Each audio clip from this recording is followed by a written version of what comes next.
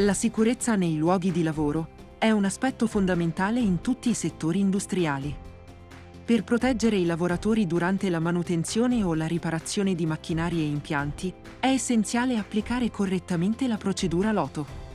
Essa consiste in una serie di misure che assicurano che i macchinari siano spenti, bloccati e chiaramente contrassegnati, prima che i lavoratori possano iniziare qualsiasi attività di manutenzione o riparazione.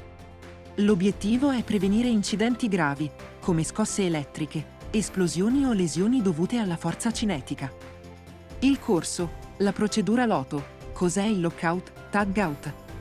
Come implementarlo in azienda e quali sono i rischi negli interventi di manutenzione, organizzato da Vega Formazione, esplora il quadro normativo di riferimento, come gli standard OSHA e ANSI, e i rischi legati agli interventi di manutenzione, oltre a offrire una guida per implementare tale procedura in azienda.